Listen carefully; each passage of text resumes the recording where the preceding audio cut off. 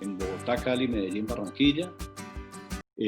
Saludo también especial para aquellos amigos de BKR Latinoamérica que también están conectados, invitados, y muy especialmente un saludo para los invitados especiales que también nos están conectados con nosotros en este día. Hoy vamos a tener una conferencia muy especial. Creo que hemos estado este mes pues hablando sobre temas que tienen que ver con el cierre que nos van a impactar los estados financieros. En este ciclo de conferencias que hemos venido, la primera semana que estuvimos con la doctora Diana, hoy vamos a ver lo que son la medición de los activos en el contexto de la pandemia. Ustedes sabrán que este año desafortunadamente es un año totalmente atípico, con muchas situaciones que nos han afectado el desarrollo empresarial por esta pandemia. Como pasa en la economía, pues en la economía ustedes saben que nadie gana igual. Cuando alguien está ganando es porque alguien está perdiendo o viceversa. Eso ha ocurrido también y seguirá ocurriendo con la economía y más aún con este efecto de esta pandemia. Entonces, hoy lo que que nos va a compartir la doctora Diana es un tema muy importante y como todo, pues va a tener un efecto esto en los estados financieros al cierre de diciembre 31 de este año 2020. Entonces queda con nosotros la doctora Diana Vega. Doctora Diana, muy buenos días y bienvenida. Gracias, doctor Fernández, muy amable por su presentación, por su introducción. Efectivamente, hoy vamos a hablar de un tema muy interesante, desafortunadamente, que se nos presenta por este año tan complejo de pandemia. Natalia, por favor, ¿me confirmas que se está viendo la presentación? Sí, Diana. Perfecto. Muchas gracias, Natalia. Entonces, como lo mencionábamos, pues vamos a hablar de este tema. Sabemos, como lo mencionaba el doctor Fernández, que este año tenemos un año bastante complejo, completamente atípico, con bastante incertidumbre. Todavía, pues, en términos generales, no sabemos qué va a pasar. Como decimos, hasta que no haya una vacuna y se empiece como el proceso, obviamente, de vacunación a toda la población, pues la incertidumbre sigue vigente, sigue latente en este contexto tan complejo de este virus. Entonces, pues esto que conlleva, por supuesto, que los estados financieros se puedan ver afectados por algunos temas específicos, por supuesto, generados en los activos. Sabemos que todos los activos son susceptibles de deterioro. Absolutamente todos los activos son susceptibles de deterioro, pero obviamente hay unos más que otros. Por ejemplo, para este año tenemos las cuentas por cobrar, la cartera, los deudores, como quiera que lo llamemos, pues va a ser un tema específico que va a generar posibles deterioros en unas compañías más que en otras. Esto como lo mencionaba el doctor Fernández, hay algunas que ganan, otras que pierden. Desafortunadamente, en términos generales, pues las pérdidas y la disminución en ingresos pues es más generalizada que los que, digamos, de alguna manera les ha ido bien este año. No obstante, hay compañías que han tomado, digamos, unas medidas específicas que han generado pues que no representen tantas pérdidas o inclusive que generen utilidades. Entonces, pues cada compañía es un mundo diferente, cada industria es diferente, cada país es diferente. Entonces, pues todo esto afecta también la economía local y la macroeconomía. Entonces, pues todo esto es lo que vamos a tener, digamos, en cuenta para poder medir, digamos, nuestros activos en este proceso o en este año tan complicado. Como lo mencionaba el doctor Fernández, hay muchos temas para revisar en relación con el cierre de estados financieros, pero pues hoy nos vamos a concentrar en la medición del deterioro de los activos. Entonces, por principio, recordemos que un activo está deteriorado cuando el monto en libros supera al monto recuperable. Y aquí hay que entrar, por supuesto, a mirar que es lo que vamos a mirar aquí, es el objeto de nuestra conferencia, por supuesto, que genera ese monto recuperable, cómo se puede medir. Entonces, pues, básicamente, en términos generales, por decirlo de alguna manera, la conclusión grande o la introducción grande es que una compañía tiene deteriorados sus activos cuando su monto en libros supera a su monto recuperable. Entonces, supongamos que en libros tienen un inmueble, pensemos de 100, pero que si salieran en este momento a venderlo, pensaran en el precio de venta, sería 80. Inmediatamente estamos deteriorados. Esta norma un poco busca como la prudencia, un poco lo que busca es que no tengamos en los estados financieros sobreestimados los activos, por supuesto. Eso es lo que de fondo busca la norma, sino que mostremos la realidad económica y financiera de lo que está pasando en cualquier año normal, más aún en este año con pandemia. Entonces, pues básicamente esto es lo que vamos a ver. Vamos a mirar acá una introducción que es un poco el tema que ya hemos conversado, lo que está pasando, la determinación del deterioro, el deterioro en los activos financieros, básicamente deudores o cuentas por cobrar, el deterioro en los activos no financieros, pensando en las propiedades planta de equipo, tanto los que se manejan a valor razonable, que tienen una connotación especial donde se pudo haber bajado significativamente el valor, pero también los medidos al costo, por supuesto. Y también otro tipo de activos, no solo las propiedades planta de equipo, también aquí podemos tener los activos intangibles, podemos tener las propiedades de inversión, podemos tener para las compañías que manejan activos biológicos, por nombrar algunos ejemplos. Y vamos a ir viendo como algunos temitas ahí para ejemplarizar todo este tema que vamos viendo.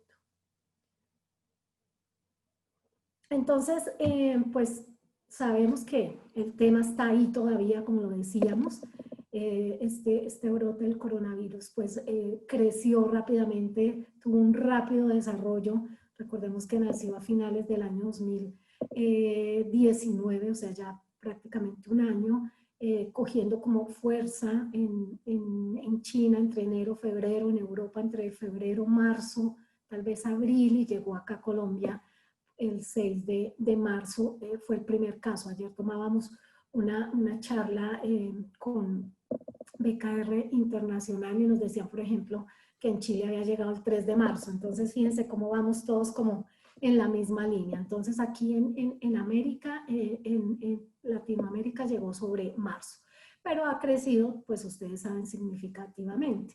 Y obviamente todo lo que ha generado las exigencias de los gobiernos, claro, por defender la salud por encima de la economía, pues lo que generaron fue cuarentenas. Sabemos que en Colombia pues a finales de marzo entramos en una cuarentena compleja donde prácticamente todas las compañías cerraron, suspendieron sus operaciones comerciales, industriales, y se restringió todo el tema de viajes, tanto domésticos, locales acá en Colombia, tanto aéreos como terrestres, como los viajes internacionales. Por eso hay industrias que obviamente se han visto mucho más afectadas que otras.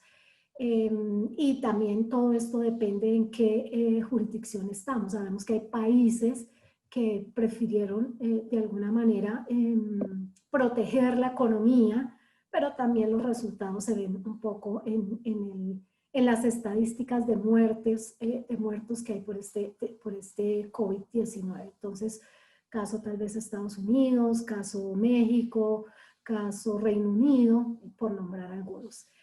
Nosotros, por ejemplo, en Colombia tuvimos, desde mi punto de vista, buenas medidas, hicimos buenos aislamientos, no obstante, pues nuestra cifra de muertos también ya está bastante alta. Entonces, pues eso depende de muchas circunstancias. Claro, en la medida que se han interrumpido pues todas estas actividades de una forma tan significativa, pues ha generado que muchas industrias hayan tenido pérdidas importantes. Entonces, obviamente sabemos que hay unas que están más afectadas que otras. Sabemos que, por ejemplo, tema como las compañías o toda la cadena de alimentos, pues se protegió, por supuesto, por obvias razones. Todo el tema salud se protegió, entonces también por obvias razones, pero hay otras como el tema del entretenimiento, del turismo, todo lo que tiene que ver con los hoteles, transporte, lo que decíamos, aéreo, terrestre, se ha visto sacrificado. Las aerolíneas, sabemos que muchas están o estaban al borde de la quiebra, pero también eso generó, por ejemplo, en el comercio minorista, que haya habido también implicación allí, porque, por ejemplo, en nuestro país el tema más complejo, por supuesto, fue en abril, cuando todo, pues, cuando vemos las estadísticas de las compañías, los resultados financieros, por ejemplo, de las compañías que presentan información financiera trimestral, vemos que pues el segundo trimestre, lo que fue abril, mayo y junio, pues la caída fue significativa, siendo el mes más crítico abril, donde prácticamente estaba cerrado todo en Colombia. Ya finales de abril, tal vez mayo, se empieza a recuperar un poco la economía en Colombia. No obstante, pues sabemos que pues hay sectores que aún no han logrado entrar. Por ejemplo, todo el tema de entretenimiento ha sido muy complejo. Ayer leía en el periódico que hasta ayer se estaban abriendo las salas de Cinemark.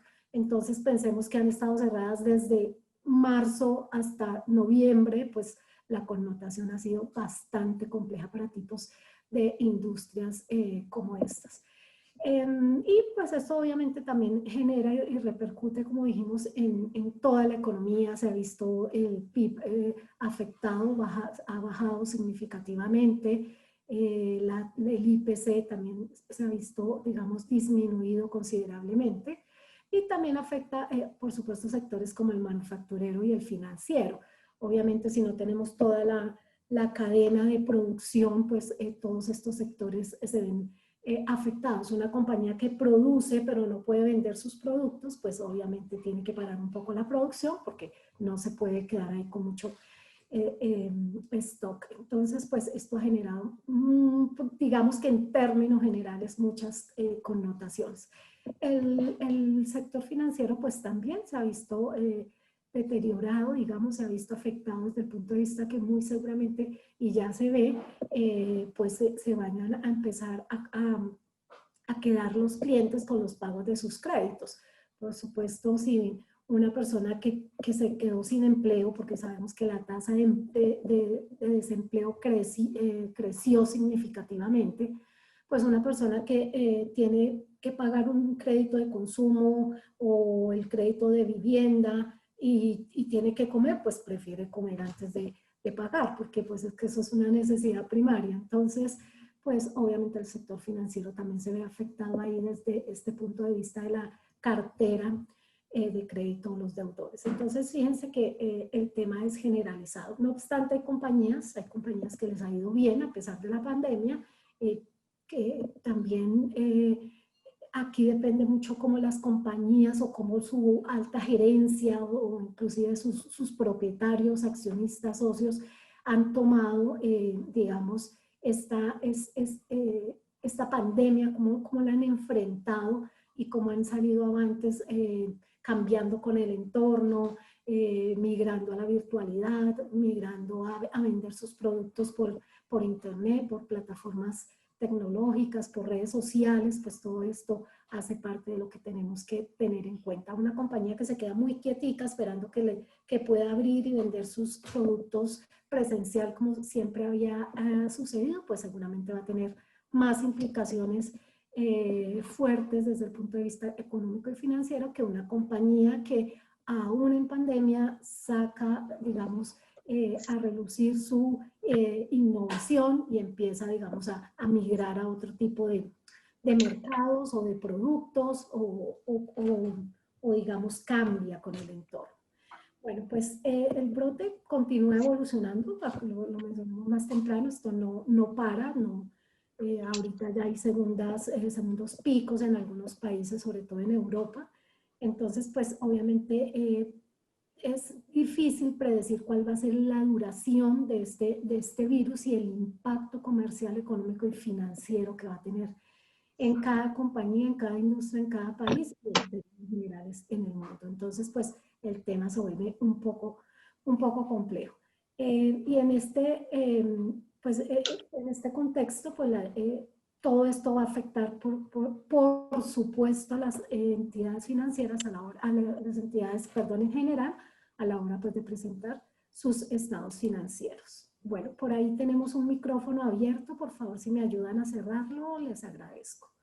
Bueno, entonces, desde el punto de vista de los activos financieros, un poco lo que decíamos, la cartera de crédito, los deudores o las cuentas por cobrar, como se llama en cada compañía, es importante tenerlo en cuenta, pues que va a ser uno de los activos más afectados.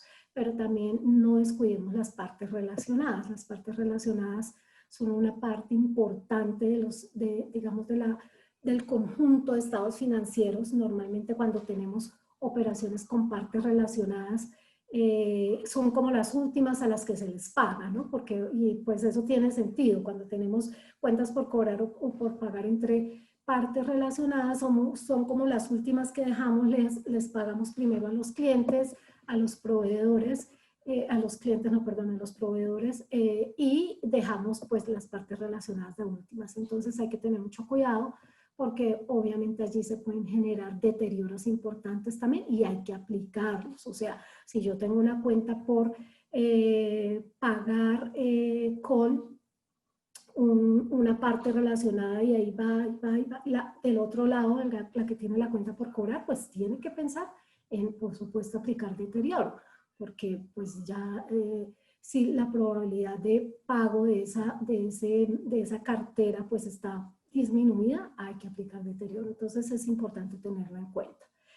Las NIF requieren que una entidad incorpore información sustentable sobre eventos pasados, condiciones actuales y el pronóstico de las condiciones económicas futuras en la evaluación de las pérdidas crediticias para activos financieros a la fecha de presentación de los estados financieros. Entonces, fíjense cómo no solo tenemos que pensar en lo que está pasando hoy, sino en lo que viene, pero también en lo que pasó. Entonces, normalmente cuando estamos ante el deterioro de activos financieros, tenemos que pensar en esos históricos, en esos estadísticos que tenemos, que es la base para obviamente desarrollar nuestro, digamos, sistema de deterioro, nuestra estimación de deterioro, porque hay que construir una estimación del deterioro basado en lo que ha pasado en la compañía. Si históricamente jamás, nunca he tenido un deterioro, mis clientes son muy sanos, nunca se quedan, pues seguramente mi riesgo de crediticio es muy bajito. Pero si yo tengo estadísticas de clientes que se van quedando o clientes que se quedaron y nunca pagaron, pues yo tengo un factor de riesgo. Pensemos como una entidad financiera donde tiene que construir estos sistemas de administración de riesgo crediticio que son bastante fuertes, donde ellos no solamente incluyen variables internas, variables económicas, sino variables también macroeconómicas. Un ejemplo muy claro es lo que hablábamos hace un momento de la tasa de desempleo. Pues pensemos un banco cuando está construyendo su sistema de administración de riesgo, en la cartera de consumo, que es la que da personas naturales, personas físicas, pues allí cuando la tasa de desempleo va aumentando, pues ellos tienen que ir ajustando ese sistema de administración de riesgo. Seguramente va a aumentar el porcentaje de riesgo para los clientes y va a aumentar el deterioro, porque lo que decíamos, a más personas sin empleo, pues más probabilidades de que no paguen sus créditos, porque obviamente lo que decíamos, hay necesidades primarias que hay que cubrir. Por tanto, se debe hacer un pronóstico de las condiciones económicas presentes y futuras de probabilidades que ocurran, de probabilidad de que ocurra un evento de incumplimiento de pago por cuenta de clientes. Por ejemplo, otro tema aquí, por cuenta de los clientes, otro tema importante que hay que tener acá en cuenta es cómo va cada sector. Hay sectores que se han visto, como decíamos hace un momento, más afectados que otros. Por ejemplo, si la mayoría de mis clientes pertenecen al sector del entretenimiento o del turismo, seguramente a ellos tengo que aplicarles una tasa de riesgo más alta, porque pues son los sectores que están más afectados y seguramente son los que tengo más probabilidad de que no me vayan a pagar a tiempo. Lo mismo ocurre, por ejemplo, pensemos una compañía que le presta servicios a una petrolera. pues sabemos que el petróleo ha disminuido considerablemente. Ahorita estaba leyendo en el periódico que muy seguramente van a volver a bajar el precio del oro y el petróleo con esta incertidumbre que hay con el COVID. Entonces, pues claro, eso genera que si yo tengo muchos clientes de ese sector, pues probablemente ese índice o ese porcentaje de riesgo que tengo frente a ese cliente, pues aumente y yo tenga que medir eso en mis estados financieros. Ya desde el punto de vista de los activos medidos a valor razonable, activos no financieros, como lo que decíamos, propiedades, planta y equipo, propiedades de inversión, activos biológicos para los que manejan actividades agrícolas donde tienen animales vivos y plantas en una, digamos, economía de producción agrícola, pues hay que tener en cuenta porque pues todo esto se mide al valor razonable. También los activos intangibles. Lo que pasa es que normalmente los activos intangibles en una compañía pues son muy poquitos, entonces pues no va a tener una implicación tan grande, pero igual hay que, por supuesto, tenerlo en cuenta.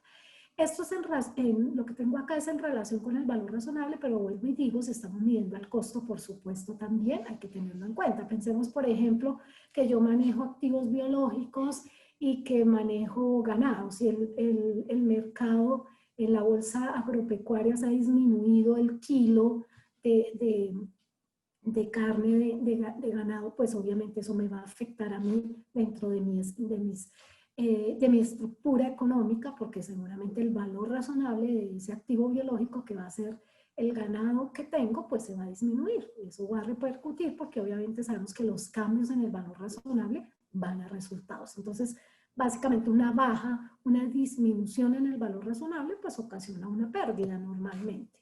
En el caso, por ejemplo, de propiedades de planta y equipo que manejo a valor revaluado, el modelo de revaluación, pues los cambios iban al OBI. Entonces, digamos que ahí no tendría una afectación directa a los resultados de la compañía. Entonces, por eso hay que ir mirando cada connotación, cada activo por separado. Este trabajo hay que hacerlo, digamos, con todos los activos. Bueno, al realizar evaluaciones y juicios críticos para medir el valor razonable, la entidad debe considerar las condiciones y supuestos correspondientes que eran conocidos por los participantes del mercado.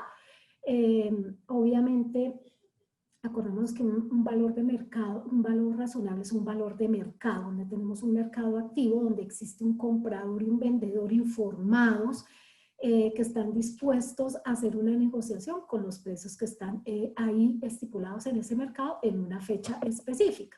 Pensemos un ejemplo sencillo de unas acciones que cotizan en bolsa de valores. Entonces, por ejemplo, la acción más transada normalmente en Colombia es la acción de Ecopetrol. Ayer leía eso, ayer la más transada fue la de Ecopetrol. Entonces, me volteo a la bolsa de valores y ahí me dicen el precio de la acción de Ecopetrol ayer estaba cerca de 2.150 pesos. Entonces, pues ese es un valor de mercado, donde alguien está dispuesto a comprar acciones de Ecopetrol en 2.200, dejémoslo, y alguien está dispuesto a vender las acciones en 2.200. Eso es un valor de mercado, eso es un valor razonable. Entonces, es muy importante por eso tener en cuenta allí las condiciones y supuestos. El impacto de la medición en el valor razonable dependerá de la evaluación de si la gravedad del virus afectará los supuestos de valoración para determinar el precio de mercado observable de los participantes del mercado al cierre de los estados financieros. Y hablando nuevamente del tema bursátil, pues sabemos que en la mayoría de países las bolsas de valores se cayeron, los precios de las acciones se cayeron considerablemente. Caso Colombia, pues obviamente también. Entonces, pues obviamente esto afecta, no solo nos afecta digamos, en la economía como tal, pero ya pensemos en las compañías que, digamos, podrían tener inversiones en acciones, pues obviamente se vieron desmejoradas o se vio disminuido su valor inmediatamente con un impacto en resultados. Entonces, pues esto es parte de lo que tenemos que tener en cuenta en una medición del valor razonable.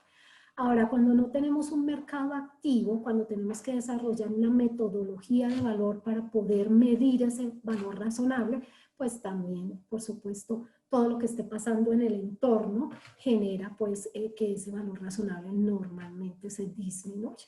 El objetivo, desde luego, es reconocer el valor razonable actual de los activos, porque eso es parte de lo que determinan estas NIF. Nótese que cuando hablamos de valor razonable, digamos en términos generales, no se habla de deterioro. ¿Por qué? Porque cuando medimos el valor razonable y ese valor razonable disminuye, pues ahí está inmerso el deterioro. En la medición del valor razonable está inmerso el deterioro cuando disminuye. Cuando aumenta, pues obviamente tuve una ganancia allí, tuve un incremento en el valor razonable, entonces no voy a tener efectos importantes allí. Entonces, bueno, ya cuando entramos a la NIF 9, vamos a hablar un poco de la NIF 9, porque así aquí sé que ahí pueden haber personas que trabajan en lo que en Colombia denominamos Grupo 1, que aplica las NIF plenas. Pues por supuesto, pues un tema importante donde se mide, digamos, el deterioro de los activos financieros, pues está la NIF 9. La NIF 9 es la que nos determina el deterioro de activos financieros. No solo cartera de créditos, obviamente aquí nos vamos a enfocar en lo que es cartera de créditos, cuentas por cobrar, pero pues también podría haberse deteriorado una inversión, ¿no? Como por ejemplo lo que decimos en lo que decíamos hace un momento, una inversión en acciones, por ejemplo, de Ecopetrol, pues si esta acción se disminuye, pues yo voy a ver ese efecto en mis estados financieros. Por ejemplo, si tengo acciones en otras compañías, entonces pues obviamente también acciones en inversiones, hay que determinar si eso tuvo deterioro. Por ejemplo, bueno, si tengo una inversión en un CDT, pues no habría tanto problema porque normalmente es unos intereses fijos, pero si voy a volver a reinvertir, si voy a volver a poner ese CDT, pues sabemos que las tasas de interés en Colombia se han bajado significativamente. Ahorita estaba leyendo que la tasa de usura bajó, estaban cerca del 30%, en este momento está en el 26%. No veíamos esta tasa en Colombia desde el 2011. Entonces, por supuesto, todo esto puede generar que se disminuyan de alguna manera nuestras inversiones. Bueno, entonces ya mirando el tema desde el deterioro del valor de los activos financieros, Grupo 1, NIF 9, Grupo 1 en Colombia, NIF 9, NIF plenas, pues lo que determinó esta nueva NIF 9 es que permite las pérdidas esperadas. Esto no lo permitía la versión 2009 de esta norma. Hasta ahí no se permitían las pérdidas esperadas, sino incurridas. Es decir, hasta que un cliente se deteriorara, tuviera evidencia objetiva, como dice la norma de deterioro, o sea, ya se presentaran, digamos, como causas específicas que podrían generar que se deteriorara o que se empezara a deteriorar o a incumplir en los pagos, se aplicaba el deterioro. Pero con esta NIF 9 lo que nos está permitiendo la norma es que nos anticipemos a esas pérdidas. Entonces permite lo que la norma llama pérdidas esperadas o pérdidas previstas. Y es desde cuando nace la transacción, desde cuando nace la cuenta por cobrar, la cartera de crédito, aplicamos un deterioro. Que esto un poco se alinea con la normatividad que teníamos en Colombia. Cuando entramos en Colombia, las entidades financieras estaban exentas de aplicar este tema de la NIF 9 en cuanto a cartera y su deterioro porque no permitía las pérdidas esperadas. Y el modelo que tenía Colombia sí las permitía. Era mucho más fuerte, es un modelo que, digamos, trajimos de Basilea y se permitían las pérdidas esperadas y pérdidas incurridas, lo que en el sector financiero se llaman las provisiones procíclicas y contracíclicas. Entonces, nos permitía desde que nacía la transacción determinarle, acordémonos que cuando vamos a un banco nos hacen una evaluación de crédito, nos hacen un estudio de crédito, nos dicen si le vamos a prestar tanto. En esa evaluación que nos hacen o que un banco hace, determina ese riesgo de crédito que tiene una persona, o natural o jurídica. Siempre va a tener un riesgo, así sea del 1%, del 0.5%, pero va a tener el riesgo, porque por ejemplo, si estamos ante una persona natural, que labora en una compañía, pero mañana se puede quedar sin trabajo, entonces tiene un riesgo. Pensemos que es una persona jurídica que hoy va muy bien, pero ese sector se deprime el siguiente año, entonces tiene un riesgo. Entonces, ese riesgo que se evalúa desde el inicio es el que la norma permite ahora, pues que se reconozca desde que nace esa transacción. Entonces, aquí mencionamos, la NIF 9 utiliza el enfoque de pérdida prevista para el deterioro del valor de los activos financieros. Este enfoque genera deterioro del valor llamadas pérdidas crediticias por la NIF 9, que se reconocen antes de la existencia de el deterioro del valor real. Entonces, lo que estaba mencionando es que lo que la norma permite aquí es pues que obviamente se reconozcan esas pérdidas crediticias antes de los indicadores de deterioro. Entonces, el enfoque general de estas pérdidas crediticias, pues digamos, es que en el reconocimiento inicial se reconocen unas pérdidas por lo que va a pasar en los primeros 12 meses y básicamente pues tiene un enfoque de tres etapas. La primera etapa es que si el riesgo de crédito ha aumentado sustancialmente desde el reconocimiento inicial, donde ya le hice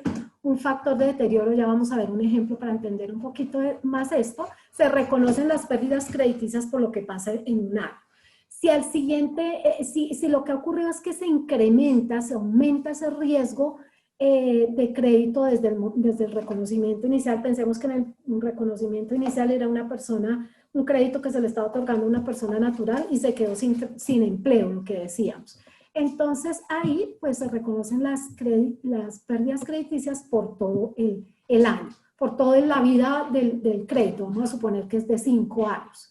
Y ahí todavía se calculan intereses sobre el total del crédito o de la cuenta por cobrar mejor. Y en la etapa 3, si ya existe evidencia de deterioro, entonces ahí ya los intereses se calculan sobre el neto de ese deterioro. Entonces, pensemos que este es como un ejemplo para una entidad grande que puede prestar dinero, pero normalmente lo más aplicable sería para un banco. ¿Qué pasa? Ya vamos a ver el ejemplo. ¿Qué pasa con una compañía del sector real que no obviamente presta por más de un año, que son cuentas por cobrar de lo que llamamos en Colombia de acuerdos comerciales de 30, 60, 90 días, donde claro, el efecto es que dentro del mismo año obviamente me pagan en un escenario normal. Pues eso ocurre normalmente cuando las compañías, lo que decimos, tienen estos acuerdos comerciales de corto plazo, que llamamos o créditos de corto plazo. Entonces, ahí se aplica la solución, digamos, simplificada de la norma, y como lo estamos normalmente haciendo en Colombia, es que al cierre del periodo contable, 31 de diciembre, nos paramos ahí, miramos qué cuentas por cobrar tenemos y sobre esas cuentas por cobrar hacemos el efecto del deterioro de cartera, esperado porque la norma lo pide.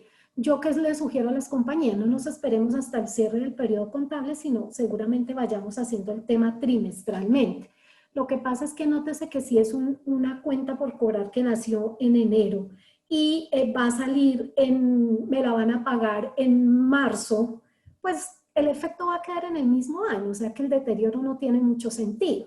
Pero lo que yo sí le digo a las compañías, más allá de reconocerlo tal vez, es vayan haciendo sus mediciones de forma trimestral para que al cierre del periodo contable, pues no vayan a tener, digamos, mayor implicación o que desconozcan la información, porque normalmente ese porcentaje que se le va a aplicar de deterioro de pérdida esperada, pues es una estimación, el deterioro es 100% estimación, pero tiene que ser la mejor estimación. Si yo le apliqué a un cliente el 3%, hay que entender por qué fue el 3 y no el 5, o por qué 3 y no el 2. Entonces, eso es un poco lo que hay que, por supuesto, sustentar a partir de estadísticos, a partir de históricos. Por ejemplo, yo tuve la oportunidad de asesorar una compañía que nunca jamás había tenido pérdidas crediticias, ningún cliente se había quedado en los pagos porque ella prestaba como un servicio de varios outsourcing, de varios servicios a un grupo, digamos, pues por mencionarlo de alguna manera, su mismo grupo económico. Entonces, pues como era todo el mismo grupo, pues ellos siempre le pagaban. Nunca había tenido un incumplimiento en cartera. Entonces, allí, por ejemplo, determinamos que la pérdida esperada era cero porque no tenía riesgo. Pero la mayoría de compañías históricamente han tenido lo que llamamos provisiones de cartera o llamadas ahora deterioro de cartera. Por lo menos se deberían tomar unos 3 años antes. Entre más años tomemos, más acertada va a ser ese cálculo de ese porcentaje de deterioro que vamos a aplicar. Veamos un poco el ejemplo, este ejemplo que, digamos, nos aclara esto de las 3 etapas que vimos aquí. Entonces, pensemos, el 1 de enero de 2004, Baker Scott compra una inversión en deuda que me dio a la par por 500,000. A la fecha existe una probabilidad del 3% de que el prestatario entre en incumplimiento. Cuando se determinó esta cuenta por cobrar, en ese momento la probabilidad, de acuerdo al estudio de crédito que se le hizo al cliente, arrojó que era un 3%. Pensemos, por ejemplo, una entidad financiera obviamente tiene unos software súper complejos, súper sofisticados, que obviamente ayudan con todo esto del score crediticio. Una probabilidad del 3% de que el prestatario entre en incumplimiento, lo que generaría una pérdida del 100%. Nótese que es ese primer efecto donde yo mido que podría haber un incumplimiento. Al 31 de diciembre del mismo año, se espera que el prestatario no cumpla con las condiciones del préstamo y existe una probabilidad del 30% de incumplimiento durante el resto del plazo. ¿Qué pasó? El primero de enero, pensemos que es este año 2020, que es muy usual que pudo haber pasado. 1 de enero de 2020, todo estaba perfecto, entonces la probabilidad de incumplimiento de ese cliente era del 3, pero con todo lo que ha pasado este año, pertenece a un sector de estos que se han visto más afectados, pues el riesgo creció al 30%. Fíjense, ahí todavía no ha pasado nada, el cliente me está pagando.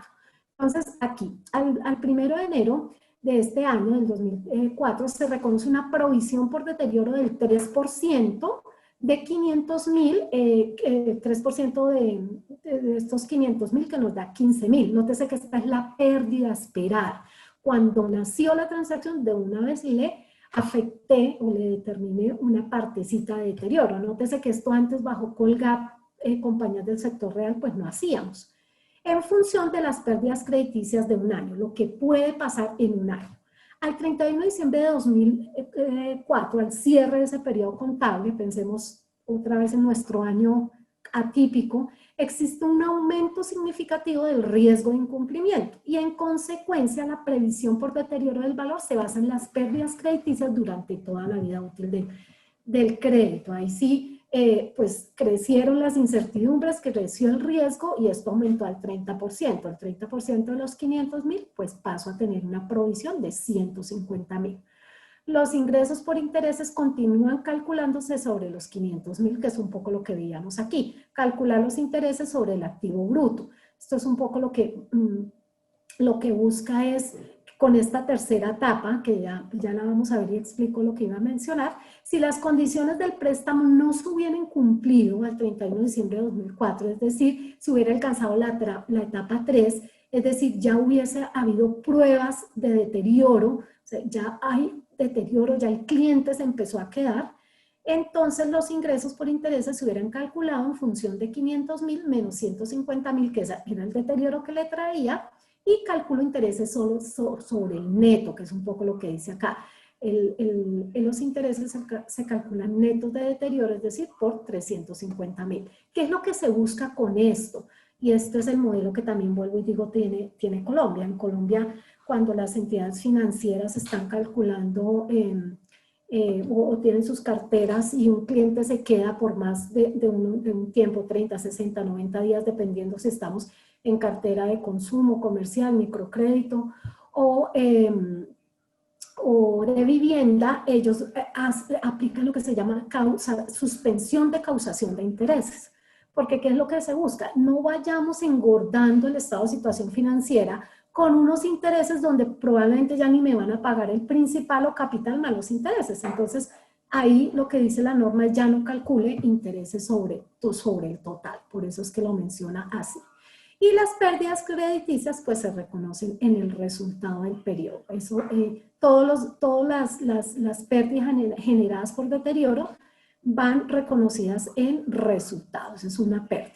Ahora miremos el deterioro de los activos financieros desde la NIF para las pymes, que es la sección 11, lo que denominamos en Colombia Grupo 2. Entonces, aquí sí tenemos hoy participantes de otros países, pues es importante saber que en Colombia tuvimos que entrar en NIF para todas las compañías. En Colombia, como quedó establecido el tema de aplicación de las normas internacionales, es que todas las personas naturales y jurídicas obligadas a llevar contabilidad teníamos que converger a las NIF.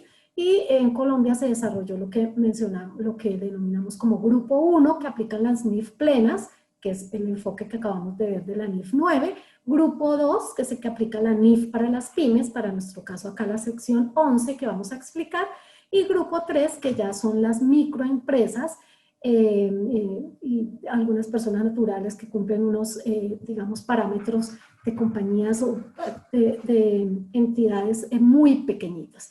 Aplican lo que se llama el Grupo 3, que es una contabilidad simplificada, que es un poco un resumen de esta NIF para las pymes. Entonces, pues la mayoría de compañías en Colombia, por supuesto, son pymes, como ocurre a nivel mundial. Ayer nos lo mencionaba el conferencista del Colegio de Contadores de Chile.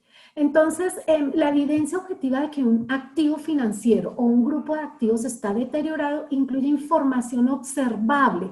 Acá, a diferencia de lo que acabamos de ver en la NIF 9, en la NIF para las pymes todavía no se permite la pérdida esperada. Aquí sí solamente es la pérdida incurrida. O sea, cuando ya tengo evidencia objetiva, de pronto no tanto pérdida incurrida ya que el cliente se me está dejando de pagar, pero ya tiene que haber un factor específico que me determine de alguna manera que ese cliente se puede quedar o puede incumplir en los pagos. Entonces, ya aquí tengo que tener lo que la norma llama evidencia objetiva, información observable, que requiere, por supuesto, la atención del tenedor del activo, o sea, la compañía que obviamente maneja la cuenta por cobrar. Respecto a los siguientes sucesos que causan la pérdida, dificultades financieras significativas del emisor. Cuando hablamos del emisor es porque también estamos hablando de inversiones, ¿no? Pensemos, emisor, caso Colombia, Interbolsa, donde muchas compañías tenían allí sus ahorritos en CDTs o en cualquier instrumento financiero, y la compañía quebró, el emisor quebró y pues ya sabemos lo que pasó, muchas personas perdieron allí sus inversiones, o del obligado, en este caso particular que estamos hablando de las cuentas por cobrar. Entonces, claro, si ya mi cliente al que yo le tengo una cuenta por cobrar por un inventario que le vendí tiene dificultades financieras significativas, pues eso ya es un factor para determinar que yo debo aplicarle deterioro a ese cliente. Infracciones del contrato, tales como incumplimientos o moras en el pago de los intereses o principal.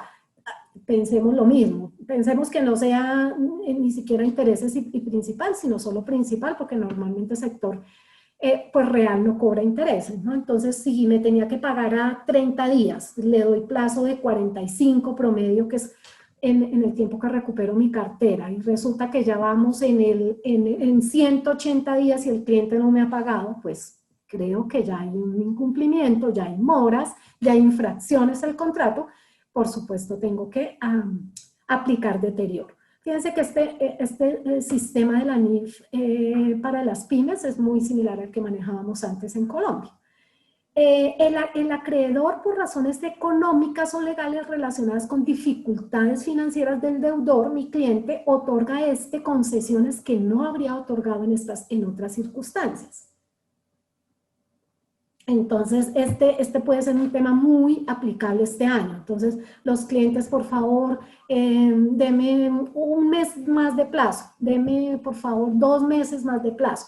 Es algo así como en el sector financiero, ir a reestructurar una deuda. Aquí sería lo mismo, cuando el cliente me dice, deme un poquito más de plazo porque no tengo liquidez para pagarle en un mes, entonces deme 2 meses, y entonces eso ya genera, bueno, pasados 2 meses, ¿será que ya va a tener liquidez para pagarme?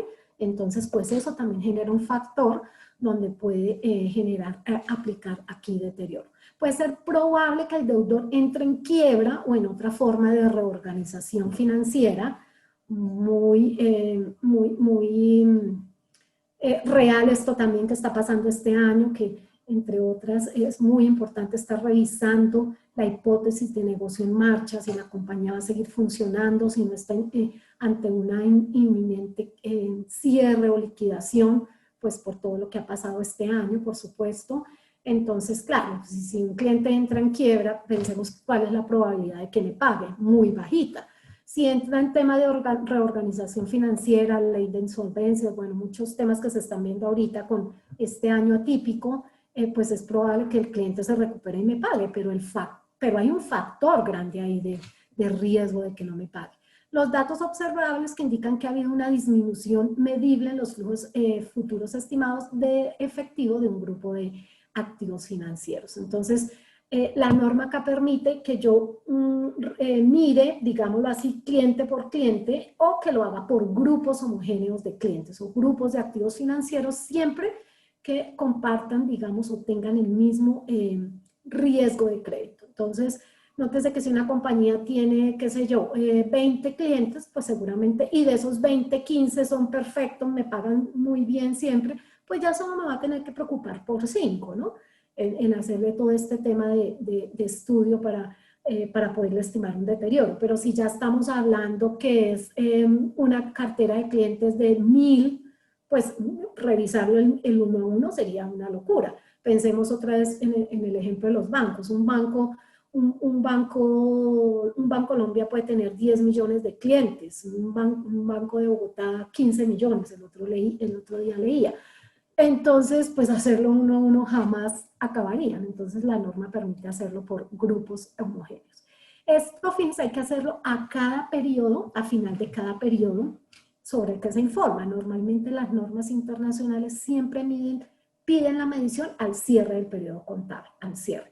No obstante, yo recomiendo que se haga durante los periodos, sino mensualmente, por lo menos en periodos intermedios trimestrales, para ir conociendo el efecto de mis clientes, porque si me espero hasta el final, fíjense que acá hay un tema también muy importante, y es qué seguimiento yo le hago a mi cartera. Desafortunadamente hay compañías que son muy pequeñitas, tipo pymes o micro, donde no tienen pues una persona a la que le toca hacer todo y no hay quien cobre cartera, y a veces la cartera se queda ahí es porque ni siquiera hay una buena cobranza. Hay clientes a los que toca estarles recordando y diciéndoles, y ya me va a pagar y se le vence mañana, pero hay compañías que no tienen como esa infraestructura pero se debe dejar de alguna manera esa tarea a alguien.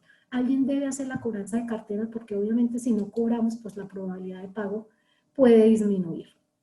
Bueno, ¿qué otros factores también pueden ser evidencia de deterioro del valor? Recordemos que no solo miro lo que pasa aquí en mi interior, sino miro todo el entorno económico. Entonces, claro, incluye cambios significativos, que pueden incluir cambios significativos adversos. Fíjense que esto es todo lo que está pasando este año: entorno del mercado, entorno económico, entorno legal. Pensemos, bueno, el entorno económico pues no tiene mayor explicación, porque pues este año sabemos todos que la economía está muy desmejorada, no solo en Colombia, sino a nivel mundial. Entorno legal, por ejemplo, cuando se generaron todas estas pérdidas, todos estos cierres, perdón, de sectores en Colombia, que fueron abriendo por sectores, por partes, digámoslo así, pero no todos los sectores al tiempo. Hay unos que han sido más sacrificados que otros, como lo veíamos, tipo, por ejemplo, gimnasios. Los gimnasios abrieron, creo, hasta el mes, creo que de octubre, o este mes de noviembre. Entonces, pues claro, hay sectores que están más afectados que otros. Lo que hablábamos del sector cine, los cinemas que apenas están abriendo, otros ni siquiera han abierto. El tema de las aerolíneas, donde se recuperó, digamos, el tema de vuelos nacionales, digamos, en Colombia cerca de agosto, pero los internacionales pasaron hasta septiembre y hasta ahora se está recuperando el tema de los vuelos internacionales. Entonces, obviamente, pues eso genera que ciertas industrias tengan mucho más, lo que hemos dicho, mucho más riesgo de crédito. Una entidad evaluará el deterioro del valor de los siguientes activos en forma individual. Dijimos que se podrían agrupar, pero hay algunos que sí se tienen que mirar en forma independiente. Por ejemplo, los instrumentos de patrimonio con independencia de su significatividad. Obviamente yo tengo que entrar a mirar si tengo instrumentos de patrimonio, acciones en Ecopetrol, en la compañía XYZ, en la compañía ABC, pues la medición es diferente porque las compañías son totalmente diferentes. Entonces ahí hago mediciones en forma separada o individual. Y otros activos que son significativos individualmente. Pensemos en este cliente que tenía la cartera de 1000, esta empresa que tenía la cartera de 1000 clientes, de los cuales 2 son los más importantes, representan, qué sé yo, el 25% de la cartera. Entonces, esos 2 clientes los separo, los miro, digamos, separados de los otros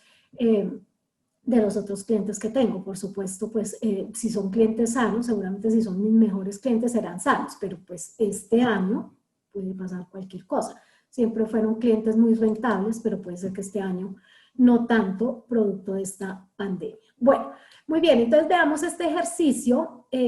Vamos a mirar que no está del todo mal hacerlo de esta forma, pero hay que analizar más allá.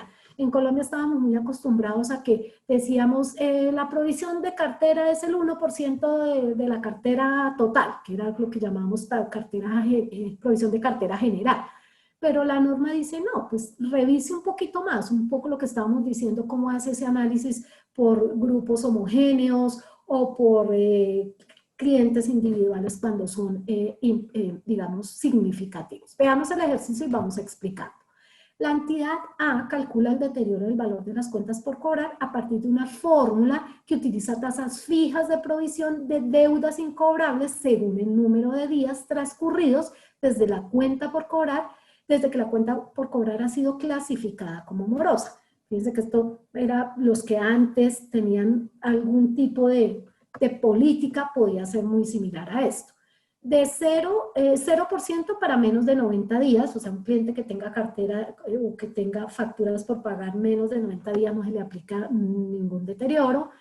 20% entre 90 y 180 días, 50% entre 180 días y 365 y 100% para más de 365 días. O sea, un cliente que esté en más de 365 días ya no deterioro 100%. Entonces aquí la pregunta es si este modelo de deterioro está bien hecho.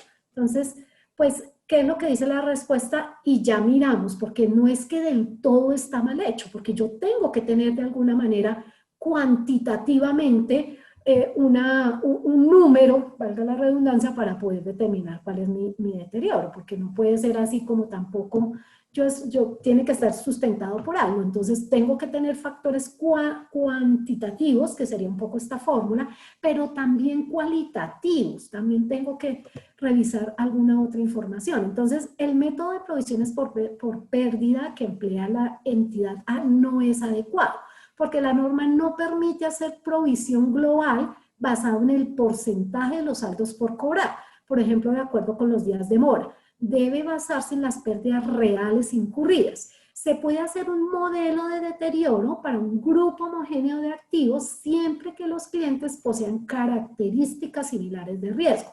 De lo contrario, deben evaluarse de manera individual en lugar de aplicar una fórmula general. Entonces, pensemos, o sea, yo tengo que llegar con una fórmula similar a esta para llegar a una provisión de cartera, un deterioro de cartera. Pero, ¿qué es lo que dice aquí la norma? Nótese que yo, por ejemplo, puedo tener un cliente, estamos parados en 31 de diciembre de 2020. Tengo un cliente que según esta fórmula tiene, pensemos, 85 días de retraso o 85 días de la cuenta por cobrar. Diría uno, si está en 85 días, está por debajo de 90 días, no le aplico deterioro. Pero resulta que es este cliente que decíamos aquí, se quebró, es un cliente que está quebrado, ya entró en quiebra, pues yo tengo que aplicarle deterioro, o sea, no me puedo solo fijar en esta fórmula. Pensemos que es un cliente de, un caso un poco contrario, es un cliente que está por aquí cerca de los 180 días, entonces ya le tendría que aplicar el 20% de deterioro de acuerdo a esta fórmula. Pero resulta que ese es un cliente del sector salud en Colombia. El sector salud sabemos que antes de pandemia ha sido tradicionalmente muy golpeado, es un sector complejo. Normalmente el sector salud no paga, digamos, en 30, 60, 90 días, porque pues para ellos es su ciclo de flujo de cajas más complicado. Entonces puede ser que ese cliente me pague a 200 días, pero me paga, yo sé que me paga. Entonces no tendría tanto sentido aplicarle el deterioro.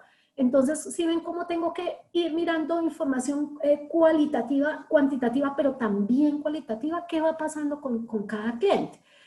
Pensemos otro ejemplo con el sector público. El sector público tradicionalmente también tiene pagos más largos, no todas las entidades públicas, pero algunas, pero pagan porque ellos tienen un presupuesto anual donde tienen que cubrir su vigencia, en su vigencia pues todos esos pagos, todos esos gastos. Entonces pagan, pero a veces pagan más tarde. Entonces seguramente esta aplicación de esta norma no me sirve para todos los clientes. Entonces podría agrupar, qué sé yo, sector real comercial, podría aplicar esta fórmula. Sector público, podría ser una fórmula mucho más amplia. Sector salud, también podríamos. Entonces fíjense cómo la fórmula no puede ser aplicable para todos los clientes de la misma forma sin analizar más información. Tengo que revisar más información. Bueno, aquí un poco ya entrando a la NIC 36, que es la norma de deterioro de activos no financieros, ya pasando a lo que son activos no financieros, pues vamos a determinar ya también, recordemos que la NIC 36 aplica para grupo 1, pero digamos aquí lo traje desde este contexto y un poquito también aquí para explicar un poco más de otros de deterioro de otros activos, pero el principio es muy similar en la NIF para las pymes, o sea, no hay diferencia importante entre la NIC 36 de las NIF plenas grupo 1 y la sección 27 de la NIF para las pymes. La medición sí es similar, o sea, hay unos temas allí de menos información a revelar, pero en términos generales la aplicación de la norma para el deterioro de activos no financieros es igual. Entonces, pues básicamente esta NIC 36 aplica para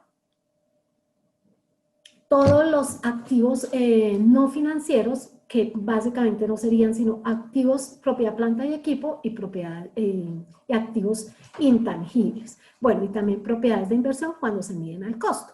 Por lo demás, cada norma tiene su capítulo de deterioro. Dijimos al inicio de esta charla que todos los activos son susceptibles de deterioro, todos.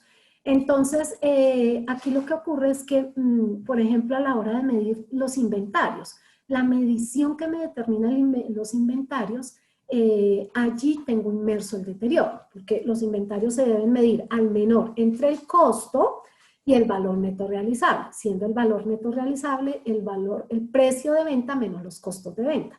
Entonces, nótese que cuando yo hago esa medición al menor entre los dos, si a mí un inventario me costó manufacturarlo o comprarlo 100, pues yo espero venderlo en 150 o más, depende, o menos, qué sé yo, pero no menos de 100. Obviamente más de 100 porque ningún negocio se establece para no generar lucro. Todos los negocios pues tienen vocación de obtener rentabilidad, inclusive las entidades sin ánimo de lucro tienen que generar rentabilidad, tienen que generar efectivo porque pues de eso se vive también. Entonces, pensemos que una compañía produce un inventario en 100, pues por lo menos espera venderlo en 120. Cuando hago esta medición en 150, perdón, o bueno, 120, pensemos en la medición que dijimos, al menor entre el costo 100 o el precio de venta menos los costos de venta, supongamos 120. Entonces ahí no tengo deterioro, estoy perfecto, porque algo que me costó 100 lo voy a vender en 120. Vocación de lucro, por supuesto, de rentabilidad. Pero ¿qué pasa si ese inventario yo ya no lo puedo vender en 120, ni en 110, ni en 100, sino en 80? Porque el inventario se quedó, no rotó, se volvió obsoleto, se dañó una partecita, se averió, entonces ya lo puedo vender en 80 si me va bien. Pues inmediatamente estoy deteriorada. Algo que me costó 100, lo voy a vender en 80, ahí ya tengo deterioro. Entonces, la medición de cada norma incluye, digamos, el deterioro. Ya vimos las cuentas por cobrar. Bueno, las cuentas por cobrar que nacen desde la NIF 15, que es la de ingresos de actividades ordinarias de contrato con clientes, pero que sabemos que las cuentas por cobrar son un instrumento financiero y se miden, y la NIF 15 lo dice así, el deterioro se mide desde la NIF 9. Los activos por impuestos diferidos, pues están en la NIF 12, los activos procedentes de beneficios ampliados desde la NIC 19, pero esto lo que quiere decir es que en cada uno de estos rubros, pues yo tengo que evaluar si esos activos están deteriorados. Pensemos, por ejemplo, en beneficios ampliados. Si yo le otorgué a un empleado, por ejemplo, un anticipo, le anticipé la prima más, no sé, 3 meses de sueldo, pensemos.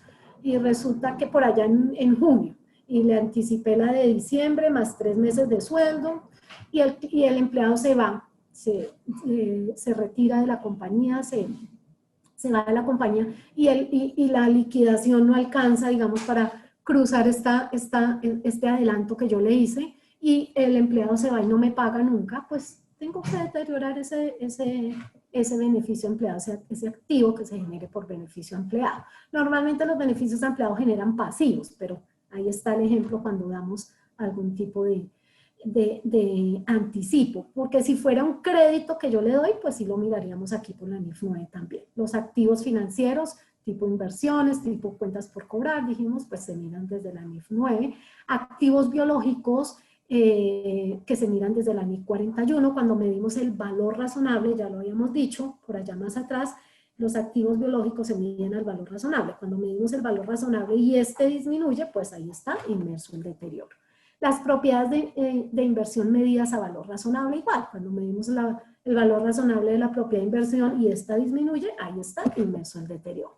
Las propiedades de inversión que se miden el costo, si están acá, por el alcance están NIF 40. Lo mismo ocurre con la NIF 4 de contratos de seguro. Si tengo allí activos por contratos de reaseguro, pues tengo que mirar si están deteriorados, y los activos no corrientes mantenidos para la venta, que es esa característica o esa categoría especial que tenemos para activos que vamos a vender, que va a ser desafortunadamente tal vez muy usual este año. Cerramos una línea de negocio, cerramos una cadena tenemos una cadena de restaurantes y tuvimos que cerrar 10 restaurantes, y pues todo ese mobiliario tenemos que salir a venderlo.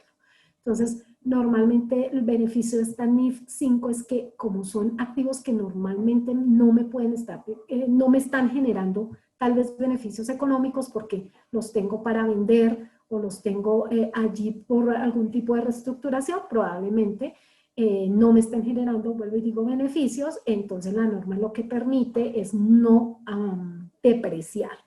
Pero obviamente en la medición dice, se medir al menor entre el valor en libros y el valor de venta, que sería el mismo valor razonable. Entonces, pues allí también está inmerso la medición del deterioro. Y este tipo de activos, y aquí quiero un poquito llamar la atención, este tipo de activos pueden generar bastante deterioro en los estados financieros de una compañía. Nótese que el activo en la compañía vale, tiene un valor importante. Pensemos cuando cerraron la cadena de restaurantes de Fridays en Colombia. Ahí el mobiliario que tenían y cómo estaba diseñado el restaurante, pues era muy lindo, muy bonito. Los muebles, los activos tenían un valor, pero normalmente cuando ya eso no funciona, cerramos los restaurantes y vamos a vender, pues muchas cosas nos toca venderla, como decimos, por saldos, o a veces toca pagar para que se lo lleven. Entonces, ese tipo de activos que están normalmente, no siempre, pero normalmente en esta categoría, podrían generar importantes deterioros para las compañías. Bueno, muy bien, entonces ¿Cómo es la determinación del deterioro? Pues básicamente la entidad deberá evaluar al final de cada periodo sobre el que se informa si existe un indicio de deterioro. Solamente tengo que aplicar deterioro si tengo un indicio de deterioro, de que del valor de algún activo. Entonces, por ejemplo, un indicio de deterioro es que el mercado de los inmuebles se ha disminuido significativamente. Pensemos que esa puede ser un ejemplo. No ha pasado hasta hoy que yo sepa, pero podría darse. El ejemplo que yo decía, tenemos un inmueble que lo tenemos hoy reconocido en libros en 100, pero que si quisiera salir a venderlo en este momento vale 80, pues inmediatamente estoy en deterioro. Entonces la norma dice, pues hay que aplicarlo. Entonces cuando hay indicios de deterioro, voy a revisar si estoy deteriorada. Por ejemplo, otro indicio de deterioro, y ya vamos a ver más adelante lo que la norma conoce como unidades generadoras de efectivo. Tengo una planta, tengo mi planta de producción, sacaba al día 100 ítems de inventario, pero ahora está sacando 80. ¿Será que la planta está deteriorada? Hay que entrar a mirar qué es lo que pasa. Entonces, cuando tengo indicios de deterioro, es que voy a hallar ese deterioro, voy a medir ese deterioro. Si existe este indicio, la entidad estimará el importe recuperable del activo. Ya vamos a ver cómo se determina o se mide ese importe recuperable. Independientemente de esto, hay activos que sí o sí debo revisar en forma anual por deterioro. ¿Por qué? Porque básicamente son activos que no se les está aplicando amortización. En este caso, pues son intangibles. La plusvalía, que es el mismo concepto de goodwill o de fondo de comercio, que es ese exceso que yo pago normalmente en la compra de una compañía. Esa compañía, los activos netos o el patrimonio vale 100 y yo la compro en 150, porque esa fue la valoración que se le hizo a la compañía. Entonces, esos 50 de más que pago es lo que se conoce como plusvalía o goodwill.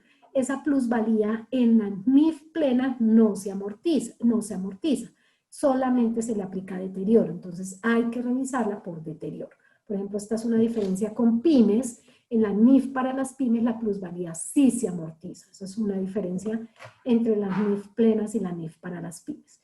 Los activos intangibles con vida útil indefinida, la NIF 38 de activos intangibles permite que yo pueda tener activos intangibles con vidas útiles indefinidas, a las que no le puedo fijar una vida útil porque espero que me duren por muchísimo tiempo. Por ejemplo, una marca.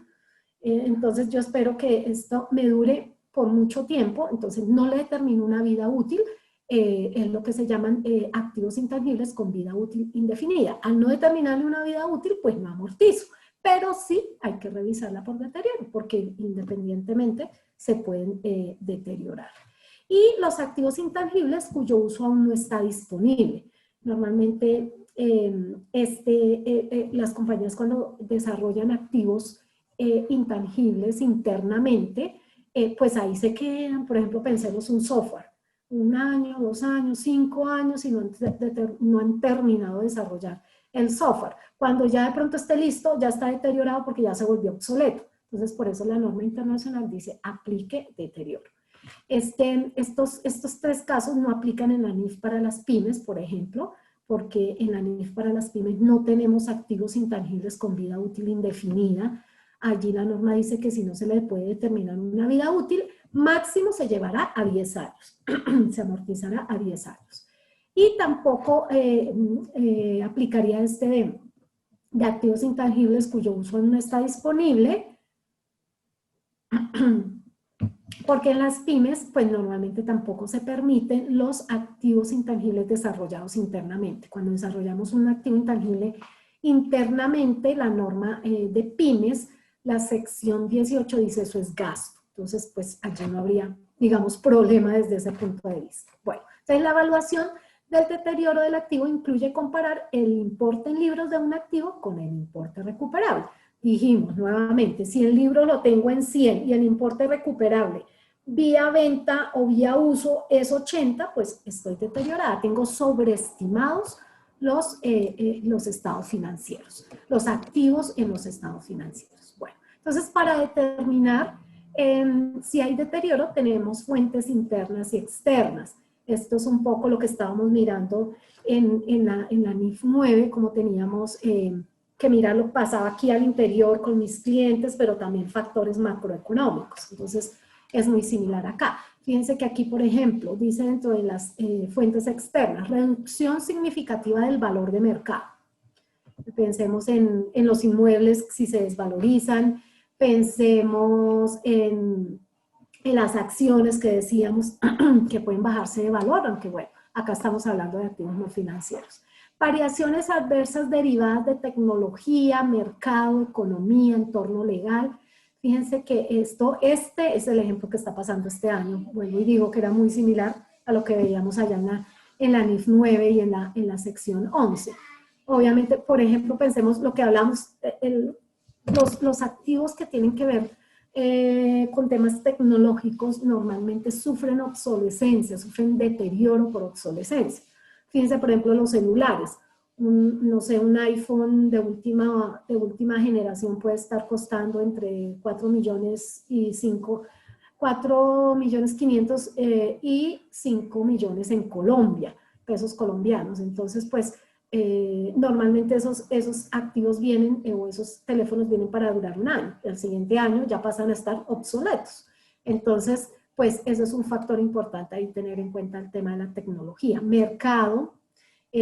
Todo lo que estamos viendo este año, como todos los mercados se han ido un poco a la baja, la economía que está por el suelo, el entorno legal que un poco ya lo explicamos también allá en la NIF 9, todo lo que ha pasado este año con cuarentenas obligatorias, con cambios. Este año, por ejemplo, en Colombia hemos tenido miles de decretos que se han emitido, pues en relación con todo lo que está pasando este año. Entonces, obviamente, pues todas las compañías que, por ejemplo, han logrado volver a abrir, pues tienen que cumplir con todos los protocolos de bioseguridad y pues eso también son costos o gastos en que incurre la compañía.